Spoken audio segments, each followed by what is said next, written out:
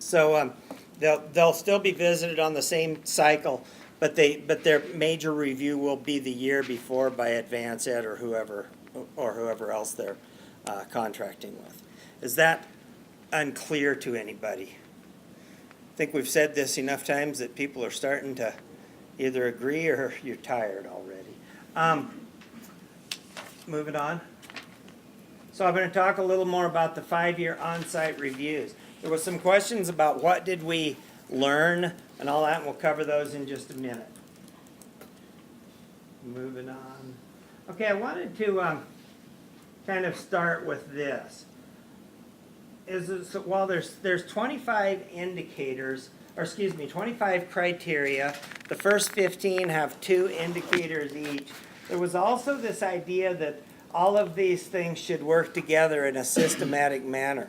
In talking to, I've mentioned Richard Cedar from Hawaii, who we've worked with some around this continuous improvement model, and he says that taking and looking at all the parts and looking closer at all the parts still doesn't make it into a system that produces the intended, aims of the system. And so one of the things that I understand I don't know that we're completely to, is this idea of all the parts working well together.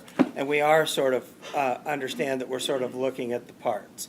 And so as we think about this idea of systemness and everything working together, I think that's our opportunity for the future, but I don't quite know how to get there yet. But somehow or other, if you think about a system that's simply a car as a system, adding more parts to the car doesn't make it go any faster, heaping all the parts in the world on it. And so it's with that in mind that the idea that just more is not necessarily better. Let's move on. So the review process is detailed in the peer review workbook. Additional information on the web page. Keep going. Told you that already. The indicator scoring was changed. So, hi, Veronica. So the indicator scoring was changed a little bit. What we had started out with that I presented to you guys last fall was we used as exemplary, we wrote there was an overwhelming amount of evidence. In some of the districts, we did, in fact, get an overwhelming amount of evidence. And so you get what you ask for. But there was one district that I bet had gathered up 1,000 to 2,000 documents to share with us.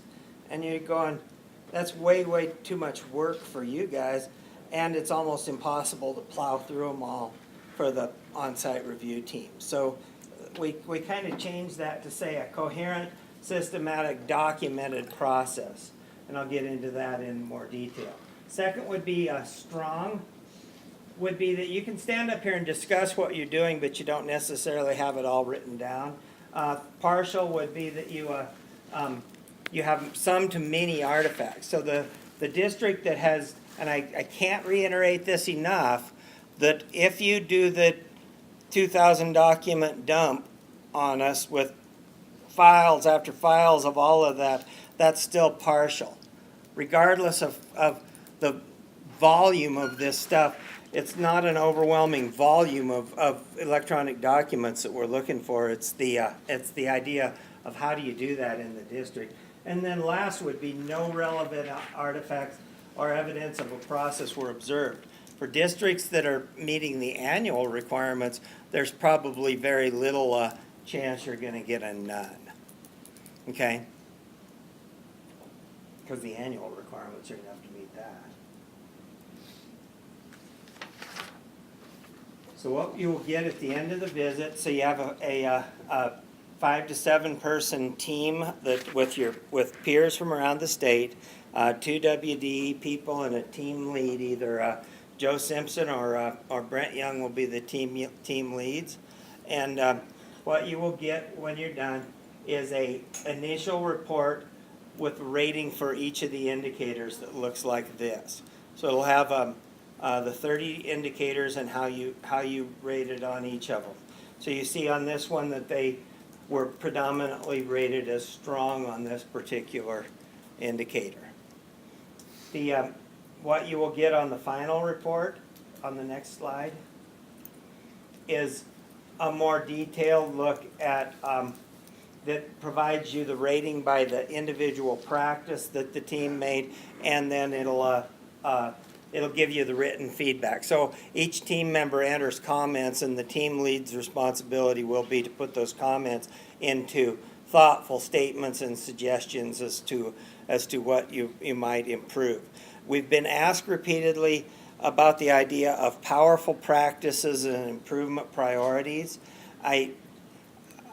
I think we will move that direction, but because of the idea of a system that has, leadership, it has an instructional program, it has learning supports and so on, the idea of the grain size of getting it down to, you need to improve this one little thing being the focus of the system seems, so it'll probably, I don't know exactly where we'll go with that, but I'm hesitant to say, all of your efforts need to be directed toward one small part of this thing rather than around the entirety of making it all work together, because everybody's important.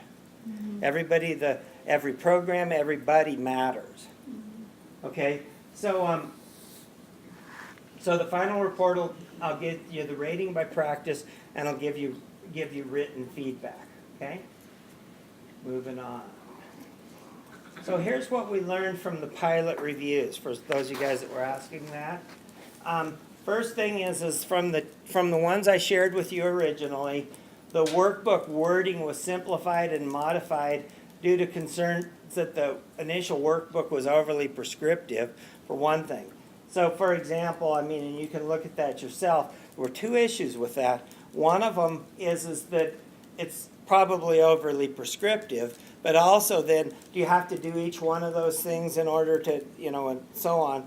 And so we kind of simplified it down so it's a little easier to look at, saying, for example, in this case, rather than all of this stuff that makes up school culture, we would say the district has defined key elements of culture and climate. Okay? Some of it, one person said we were trying to respond for the districts. And it's like, yeah, I think they were right, that some of this is the district response to how do we do it at the district, not so we were basically writing the district response in a lot of ways. So so that was something we learned from it, was to make it a little less prescriptive. Next thing, and those of you guys that were on the committee, you want to add anything to that? You okay? We started out with a Google survey, and that, first of all, took about an hour additional time, but it was also had a certain margin for error in it, that everything might not work right, and we'd get to the final presentation and have no presentation and nothing to show for it. So we invented this electronic workbook that all of the team members, all of their thoughts, all of their everything are accumulated and recorded in real time. And so that's really nice, because you can see, as people are inputting information, you can see the scales changing in one thing and another on it. And that's all done with Google. So you basically, up to 15 people can sit around at the same time and work on this. And I can see, we just aren't there yet, but I can see a real value in this thing being, at the districts, being able to use this to self-evaluate around the idea of where do we think we are and all of these things with a leadership team or whatever, rather than it being entirely an individual activity. So I think the electronic workbook was a big development that we gained from the pilot reviews.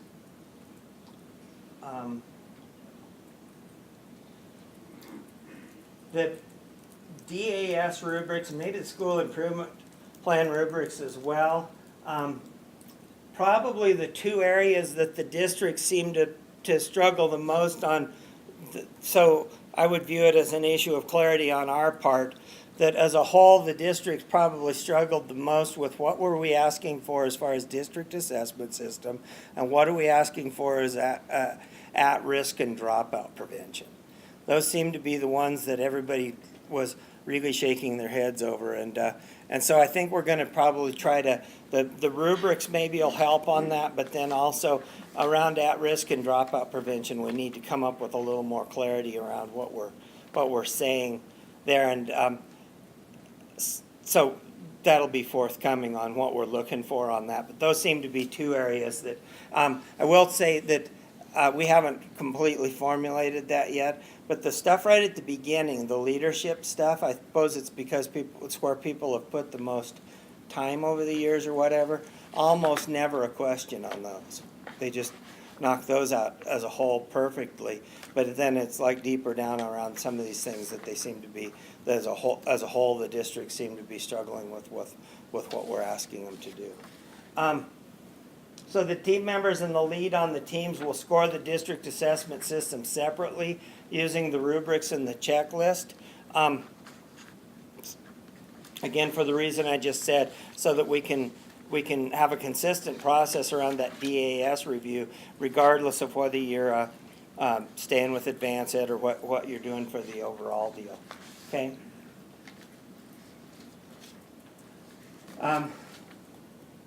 So I mentioned this before. A major change based on the pilot reviews was a shift to documented processes at the highest level of the rating scale. It used to say there was overwhelming evidence became a coherent, systematic, documented process. And I will talk more about that in just a second. Just keeping on going. With a few additions, the evidence provided annually will be sufficient to achieve a partial rating. A deluge of documents will still receive a partial rating. Stuff printed off the internet and stored in files. I mean, information is so readily available that just running off a bunch of stuff and notebooks full of stuff and all that isn't going to get you that high of a score. So a strong rating requires describing the work as a process. So how do you do this in your district? There's huge differences when you think about what even like a school improvement plan looks like, the process around, for example, Laramie County School District, which has more than 10% of the students in the state versus there's 10 or more districts that have 200 students in them. And so what that might look like, how do you do your school improvement plans? How do you submit them to the board? If you submit them to the board, what's your process around this is probably quite different in Laramie County School District than it is in Plat 2, just because of the pure, and so there's what we're more interested in is how do you do this in your district rather than just lots of kind of generic evidence. And then finally, an exemplary rating requires documented processes which are discussed in more detail in the documented processes paper, which if you would click on that, I will. How much time do we have left? Are we fine? Okay, let me talk about this for just a minute. If you can click on that. Oh my gosh. And I can't share permission off of that. Oh, what do we do now? Yeah, she can request it and you can allow it. Yeah, but I don't think I can allow it without firing up my computer, can I? What are you trying to do? I'm trying to get to that paper that says documented processes. I'll see if I can share it. Did you, if you'll go back to the file that this came out of, I'm kind of thinking that Julie saved it as a PDF file in Here you go. there. Yep. Yeah, Did- it's in there. Is it? It's in the folder. It's in the folder? Where do we? If not, I can Okay, get you go the back to password to accreditation. it, the actual folder. Okay, accreditation update. Oh, perfect.